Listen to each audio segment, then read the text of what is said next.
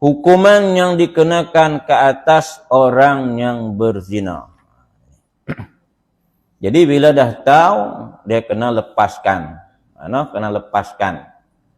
Ada waktu bersama tu, contohnya kata persetubuhan syubhah berlaku. Jika berlaku, dan mungkin akan berlaku. Jadi bila dia menyedari bahawa, contoh dia tersilap bilik, dia menyedari waktu dalam persetubuhan tu, waktu bersama tu, tiba-tiba dia sedar itu bukan isterinya, maka wajiblah ia segera mencabut dan beredar. Kalau dia meneruskan juga persetubuhan itu, maka persetubuhan itu adalah dianggap zina. Dianggap zina. Disedak. Begitulah juga yang hak tadilah, yang ditersalah tadi. Jadi hak meragukan. Tak boleh dikenakan hukuman hudud. Tak boleh sabit kesalahan. Sebab itu adalah persetubuhan yang meragukan. Wallahu alam. Perkara 15-1, hukum yang dikenakan ke atas orang yang berzina. Mengikut peruntukan hukuman syarak yang disebutkan di dalam Quran dan hadis dan yang dikuatkuasakan dalam undang-undang kanun jenayah syar'iyah, bahawa orang yang melakukan perzinaan itu apabila sabit kesalahannya di dalam mahkamah wajib dikenakan hukuman hudud, iaitu disebat sebanyak 100 kali sebat. Okey. Bila orang melakukan persetubuhan zina, yang pertamanya apa yang perlu mereka itu kita suruh? Yang pertama, tetap wajib mandi. Jangan kata tak wajib mandi sebab dia nak kena hukuman hudud ni. Tetap wajib mandi, tetap wajib melakukan hukum-hukum syarak yang lain, ibadah-ibadah yang lain. Sebab bila dah masuk, dah sabit kesalahan, jangan anggap benda tu tak wajib. Tetap wajib juga bagi mereka yang beragama Islam. Yang beragama Islam. Sebagaimana firman Allah Subhanahu wa taala, az-zaniyatu waz-zani fajlidu kulla wahidin minhuma mi'ata jaldah wa la ta'khudhukum bihima ra'fatun fi dinillahi in kuntum tu'minuna billahi wal yawmil akhir wal yashhad 'azabahuma ta'ifatun minal mu'minin. Perempuan yang berzina dan lelaki yang berzina. Kenapa disebut perempuan yang berzina dulu, baru lelaki yang berzina?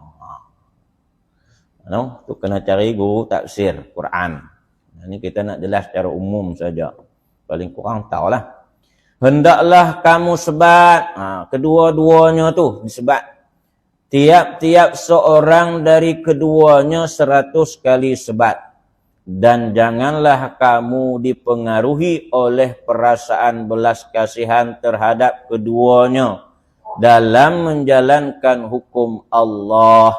Jika benar kamu beriman kepada Allah dan hari akhirat, dan hendaklah disaksikan hukuman siksa yang dikenakan kepada mereka itu oleh sekumpulan dari orang-orang yang beriman. Jelas ayat ni. Bila laksana hukuman, hakim tu tak boleh terpengaruh dengan perasaan belas kasihan. Sama ada orang yang melakukan perzinaan itu umurnya 80 tahun. Jangan cari pasal asal sihat. Asal sihat. Kan? Umur 80 tahun. Kan? Hak lelaki 80 tahun, hak perempuan pun 80 tahun. Kemah. Kan? Berlakulah perzinaan.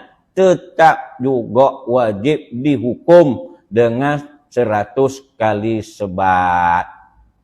Kena tengok lah tu.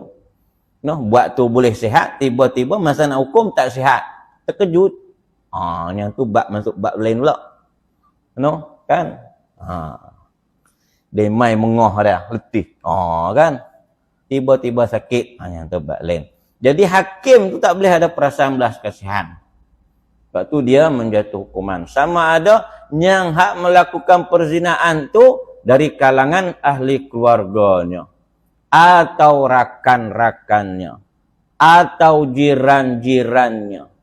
Sebab kes tersebut masuk dalam mahkamah. Dia kebetulan jadi hakim. Ni jiran aku. Ni kaum kerabat aku.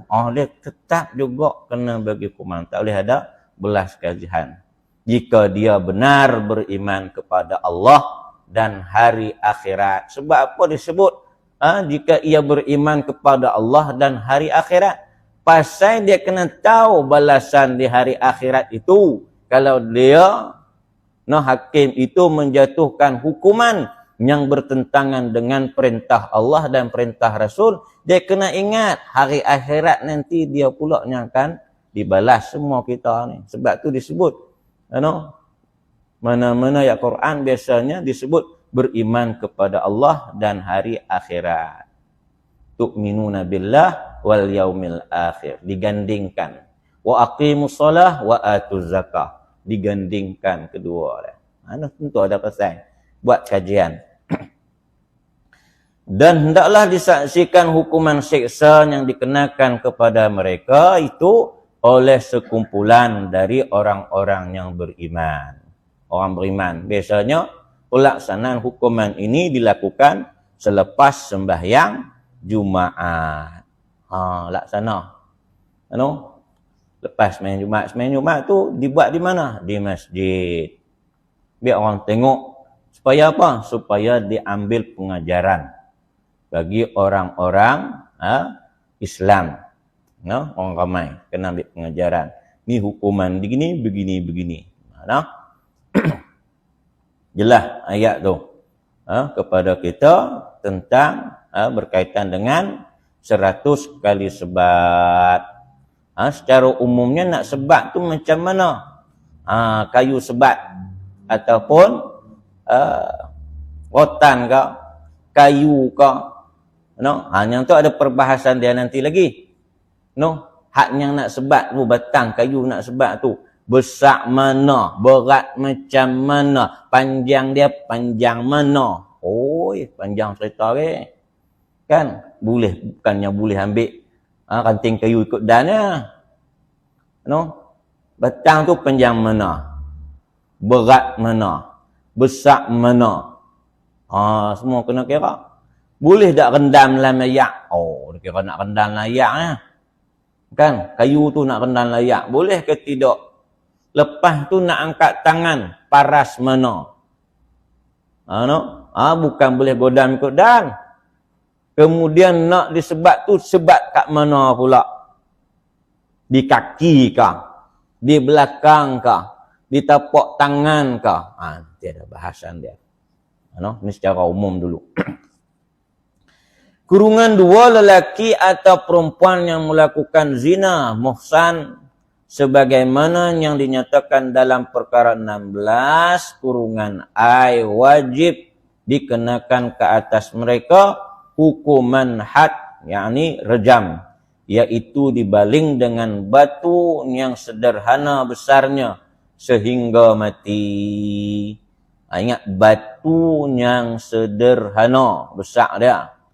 Bukan batu yang macam bata tu. Dia pergi lempak bata, KO tu lah kawan tu. Kita sebab nak bagi pengajaran ke orang ramai. Tujuan tu direjam. Pada siapa? Orang yang berzina yang pernah bernikah. Yang pernah menikah. Yang menikah. Lelaki atau perempuan yang melakukan zina ghairu muhsan, kedua-duanya belum pernah menikah, sebagaimana yang dinyatakan dalam perkara 16 kurungan 2 Roman tu, wajib dikenakan ke atas mereka hukuman sebat 100 kali sebat dan buang negeri selama setahun dalam kitab Kifayatul Akhyar. Dalam kitab Kifayatul Akhyar. 100 kali sebat dan buang negeri selama setahun. Jelas. Ingat tu je. Senang je ni. Ingat. Sekejap lagi dia timbul masalah-masalah. Hanya masalah-masalah ni kita jadi masalah.